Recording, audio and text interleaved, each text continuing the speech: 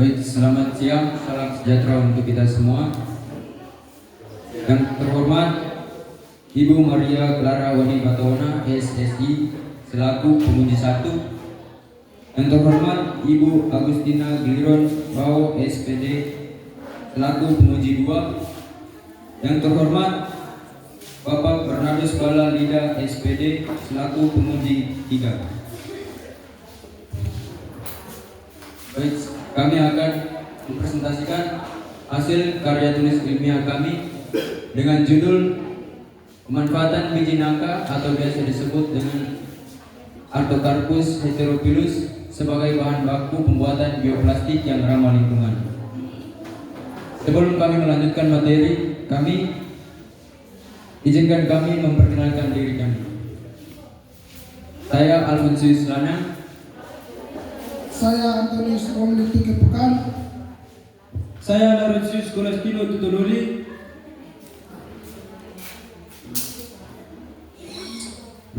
Baik, berikut saya akan membacakan alur penjelasan.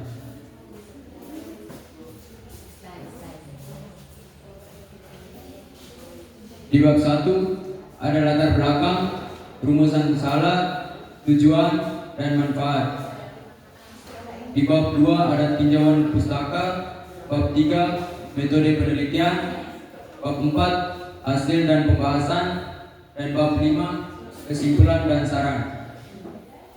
Kesempatan berikut saya berikan kepada teman Brumi untuk membacakan latar belakang. Yang pertama, latar belakang. Di latar belakang ini kami hanya mengambil poin-poin penting saja. Dari poin penting yang pertama, tingginya produksi sampah plastik di Indonesia. Dalam studi yang diterbitkan dalam jurnal Nature pada tahun 2004, terhitung 52 ton produk plastik mencemari lingkungan. Indonesia diketahui menghasilkan 3,4 juta ton sampah plastik, dan yang pertama adalah negara India dengan 9,3 juta ton, kemudian disusul oleh negara Nigeria dengan 3,5 juta ton. Yang kedua, kurangnya kesadaran masyarakat terhadap sampah plastik. Jadi kurangnya kesadaran masyarakat dalam membuang sampah plastik seringkali menyebabkan mereka membuang sampah plastik di sembarang tempat seperti di selokan, kali, tempat umum, bahkan di lautan. Yang berikut, penggunaan plastik konvensional yang tinggi. Sudah dapat kita ketahui kalau Indonesia adalah negara ketiga penggunaan sampah plastik yang tinggi. Yang keempat, dampak negatif plastik konvensional. Jadi dampak negatif plastik konvensional ini menurut Disper Cinta pada tahun 2019, kantong plastik dapat menyebabkan kanker karena di udara plastik mengalami pengurangan sebagai dioksin. Pembakaran sampah plastik juga dapat mengganggu sistem saraf, dapat memicu polusi udara, pencemaran air dan lingkungan. Yang berikut, permasalahan lingkungan akibat sampah plastik. Dari permasalahan tersebut, kami membuat solusi alternatif, yaitu dengan pembuatan bioplastik yang ramah lingkungan. Yang berikut, pemanfaatan biji nangka sebagai bahan bioplastik. Salah satu upaya kami untuk menciptakan plastik ramah lingkungan yang dapat terurai secara alami. Yang berikut kesimpulan akhir pemikiran penelitian. Yang berikut rumusan masalah. Jadi di sini rumusan masalah ada dua. Yang pertama, bagaimana proses pengolahan biji nangka menjadi bioplastik yang kuat, lentur, dan ramah lingkungan. Yang kedua, bagaimana kelayakan bioplastik berbahan baku biji nangka sebagai alternatif pengganti kantong plastik konvensional. Yang berikut tujuan. Tujuan yang pertama, untuk mengetahui proses mengolah biji nangka menjadi bioplastik yang kuat, luntur, dan ramah lingkungan. Yang kedua, untuk mengetahui kelayakan bioplastik berbahan baku biji nangka sebagai alternatif pengganti kantong plastik konvensional yang ramah lingkungan. Yang terakhir manfaat. Ada dua manfaat. Yang pertama manfaat teoritis dan manfaat praktis.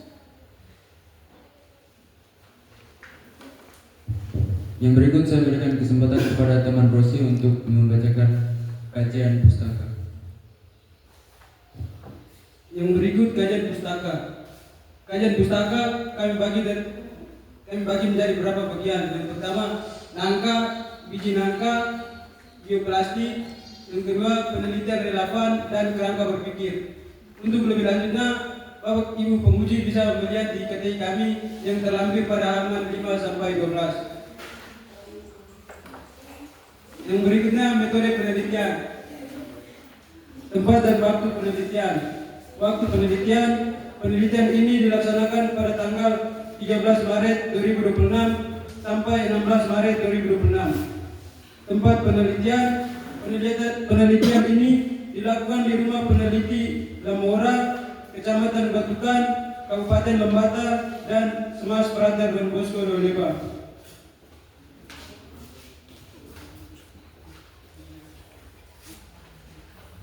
Yang berikutnya jenis penelitian. Jenis penelitian yang digunakan adalah penelitian kualitatif, deskriptif dengan metode eksperimen yang mana memberikan kesempatan pada peneliti untuk dilatih melakukan suatu proses atau percobaan. Dan untuk lebih lanjut lagi, Bapak Ibu Guru penguji bisa melihat di KTI kami yang terlampir pada halaman 13 sampai 15.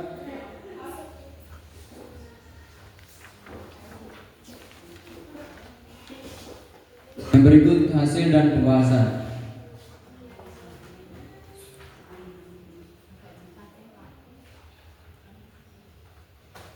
Di hasil pembahasan ini ada beberapa tahapan. Yang pertama, pembuatan tepung bioplastik dari biji nangka. Dari proses pembuatan tepung ini ada beberapa bagian, ada beberapa tahapan. Yang pertama, pemisahan biji nangka dari daging buahnya. Kemudian biji nangka dicuci, lalu direbus, kemudian dipisahkan biji dari kulit arinya. Lalu setelah dibersihkan, kemudian biji nangka diiris menjadi beberapa bagian agar mempermudah proses pengeringan. Lalu di oven hingga kering. Setelah kering, lalu di blender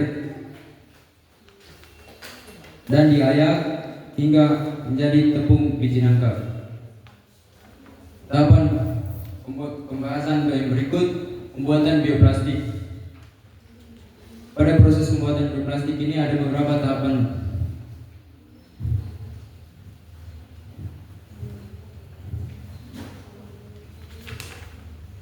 Tahapan pertama, kami menyiapkan alat dan bahan.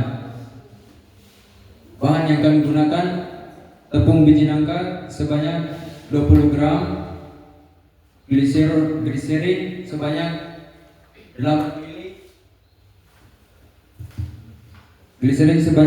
mili, cuka sebanyak 4 mili, dan aquades sebanyak 400 mili.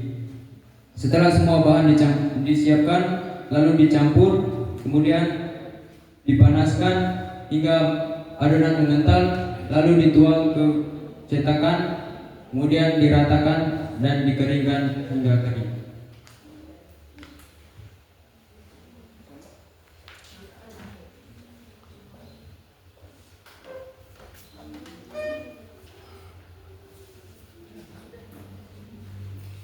Kesimpulan cara.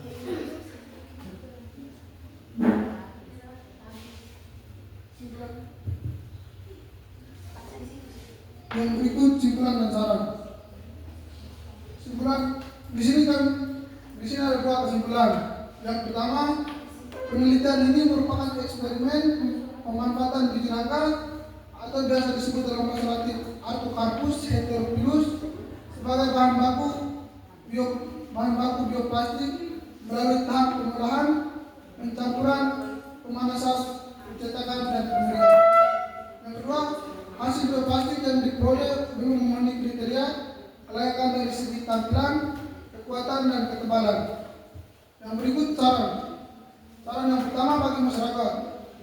Biji nangka yang sering dianggap limbah dapat dimanfaatkan sebagai bahan baku bioplastik ramah lingkungan untuk mengurangi penggunaan plastik konvensional.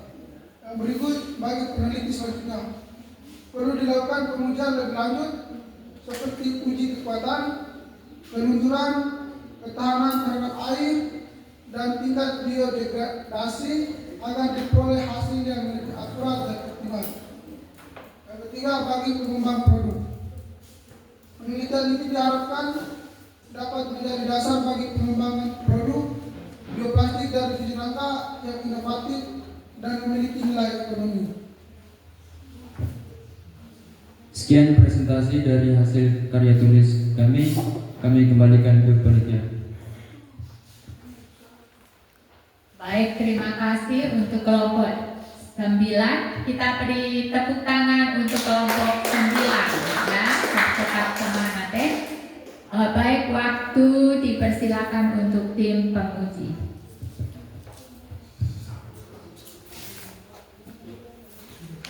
Baik, terima kasih atas kesempatan yang diberikan. Pertama, Provisiat untuk Rosi, Romli, dan Awi yang telah mempresentasikan KTI-nya dengan baik. Di sini Ibu sudah mencatat beberapa hal yang nanti akan dan harus diperbaiki. Yang pertama, perhatikan sistematika penulisan. Di situ perhatikan margin, masuk ke dalam paragraf itu berapa ketuk, itu semua diperhatikan kembali, dan ada lebih kata, lebih huruf, kurang huruf itu diperhatikan. Yang berikutnya kita lihat dari latar belakang. Latar belakang kalian lihat di alinea atau paragraf yang kedua. Di alinea yang pertama sudah dipaparkan bahwa Indonesia merupakan negara penghasil sampah plastik dan seterusnya. Di bawahnya lagi itu seperti pengulangan, kurangnya kesadaran masyarakat dalam membuang sampah plastik dan seterusnya. Kalau mau berarti ini seharusnya yang pertama, yang kedua itu dijadikan yang pertama. Itu karena kurangnya kesadaran sehingga Indonesia tercatat sebagai negara penghasil sampah. Atau kalau tidak mau digunakan, dihapus saja alinea yang kedua. Lanjut sampai di bawah dan seterusnya alinea yang paling bawah itu kantong plastik seperti yang kita ketahui sangat membantu dan seterusnya, sampai di kalimat yang terakhir itu di balik kegunaan dari kantong plastik tersebut perlu diketahui bahwa kantong plastik memiliki dampak negatif bagi kita. Itu juga sebaiknya dicoret saja karena itu juga sama tadi pengulangan yang di atas tadi. Jadi nanti dimulai dengan menurut Disperkinta itu dipakai sampai dengan yang terakhir, sampai di wilayah perkotaan Kabupaten Lebata itu tetap dipakai saja. Kemudian setelah itu alinea yang berikutnya, dari permasalahan tersebut maka peneliti kalau sudah kalimat begini berarti itu sudah harusnya di bagian yang terakhir. Jadi sebaiknya yang itu dicoret saja. Lanjutkan dengan salah satu solusi yang dapat dilakukan adalah untuk mengurangi sampah plastik adalah penggunaan bioplastik. Itu dan seterusnya sampai dengan selesai itu bisa dipakai. Yang kedua di rumusan masalah. Yang pertama, bagaimana proses mengolah biji nangka menjadi bioplastik yang kuat, lentur, dan ramah lingkungan. Kalau menurut Ibu kata mengolah diganti dengan pengolahan. Itu sama juga nanti di yang berikutnya di tujuan penelitian dan seterusnya. Kemudian yang berikutnya di penelitian yang relevan. Penelitian yang relevan di halaman 10. Ibu sudah cari-cari dari kemarin sampai Ibu panggil Alwi juga. Ibu tidak temukan hubungan atau penelitian yang bisa dijadikan acuan untuk penelitian kalian. Di sini penelitian pengolahan biji nangka menjadi tepung, terus yang berikut biji nangka jadi kerupuk, terus biji nangka jadi selai. Tidak ada hubungannya bioplastik. Tidak ada. Tidak ada penelitian tentang bioplastik di kalian punya penelitian yang relevan. Itu bisa dijadikan sebagai acuan. Ibu buka sampai di daftar pustaka juga sama. Tidak ada. Ini kebanyakan tanaman nangka, morfologi tanaman nangka, biji nangka dan seterusnya. Nanti diperhatikan lagi, mungkin bisa dicari supaya diganti saja yang di penelitian yang relevan. Kemudian yang berikutnya, Ibu melihat langsung di halaman 15. Halaman 15 tadi yang kalian jelaskan itu bagus sekali, ada berapa gram, berapa mililiter, tapi di dalam KTI ini tidak ada. Di halaman 15 di tahapan pembuatan bioplastik dari biji nangka di nomor yang kedua 3.5.2 nomor 2, timbang biji nangka sesuai dengan kebutuhan penelitian. Berapa gram, berapa mililiter aqueous, berapa mililiter gliserol atau gliserin. Tadi dijelaskan, dipaparkan di PPT-nya ada, di KTI-nya tidak ada. Nanti diperbaiki. Kemudian di 3.4.3 tahapan pengujian bioplastik. Yang keempat itu dicoret saja, mencatat hasil pengamatan pada lembar observasi. Itu tidak usah. Nah, ini yang agak semakin ke belakang semakin kacau. Di bab 4 hasil penelitian dan pembahasan. Di hasil penelitian juga sama tadi, seperti teman yang lain tadi sudah sampaikan. Di hasil penelitian itu kalian mengulang lagi prosedur kerja di situ.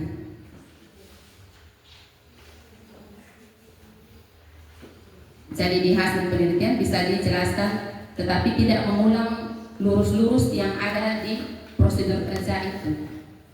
Misalnya kalian punya pengolahan bioplastik dari biji nangka, tahap pertama itu apa?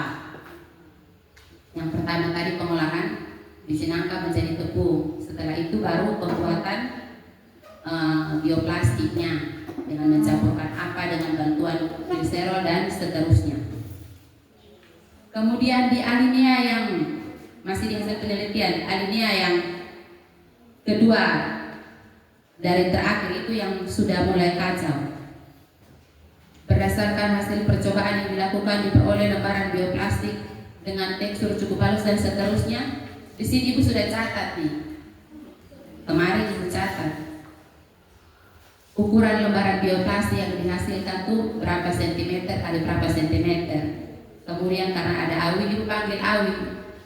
Awi mana? Besok tuh kamu bawa dengan kamu punya bioplastik yang kamu hasilkan.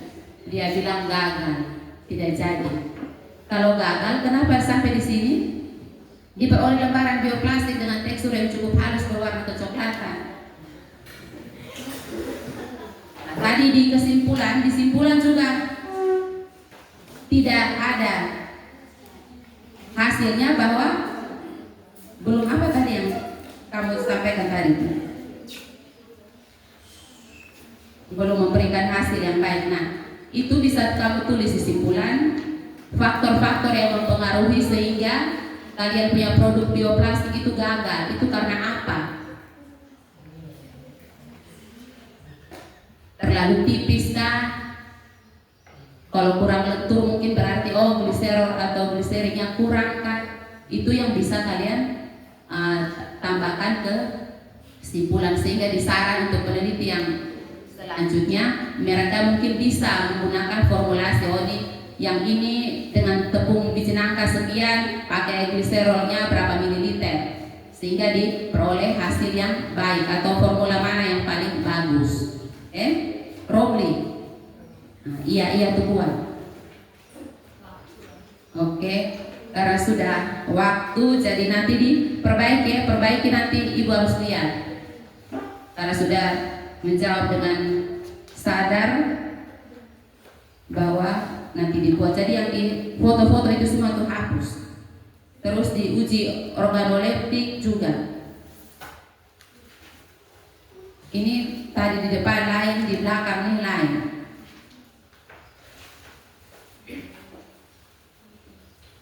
Jadi di sini bioplastik yang dihasilkan masih memiliki kelemahan pada struktur elastisitas.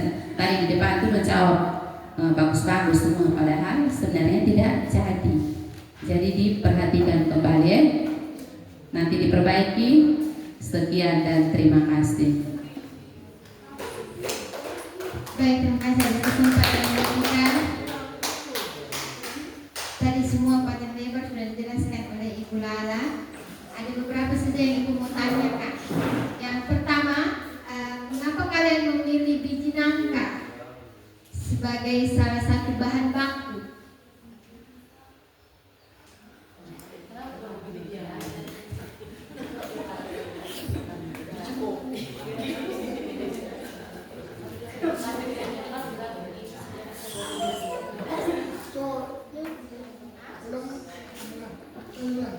Mengapa kalian memilih biji nangka sebagai bahan baku? Bahan dasarnya. Bahan dasar pembuatan bioplastik.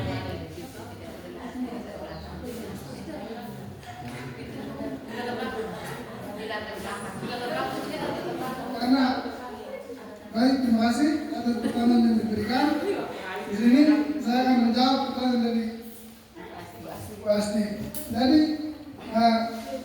kenapa kami memilih biji nangka sebagai bahan utama itu karena kandungannya lebih bagus.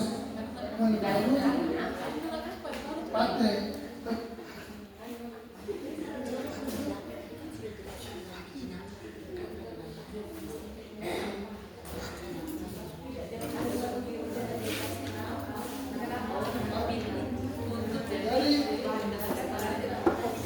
Ini kalian yang buat, jadi pasti kalian tahu.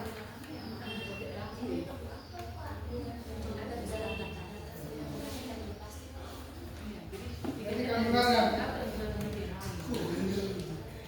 Tidak pakai biji alpukat kah, biji lamporo kah, biji asam, biji-biji yang lain. Kenapa ini yang bijinya gagal juga?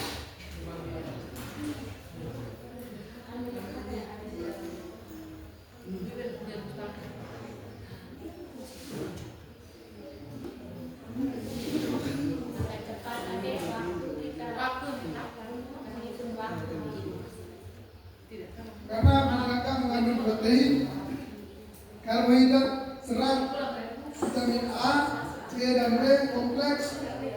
Selain itu, biji nangka kaya akan mineral seperti kalsium, zat besi, fosfor yang dibutuhkan untuk menjaga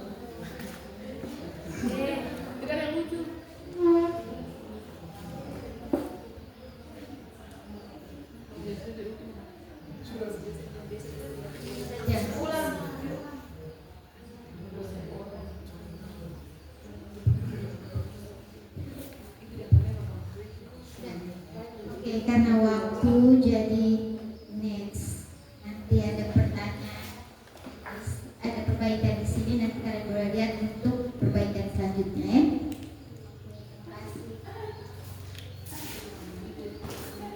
Oke, baik. Terima kasih atas kesempatan yang diberikan. Nah, yang pertama profesiat untuk kalian bertiga, Awi, Romli dan Rosi yang sudah menyelesaikan KTI ini. Walaupun sedikit ada tantangan tapi mampu melewati. Oke, dan saya juga berterima kasih kepada penguji 1 dan penguji 2, Ibu Lala dan Ibu Asti yang sudah memberikan perbaikan, dan dari masukan tadi kami akan memperbaiki. Terima kasih.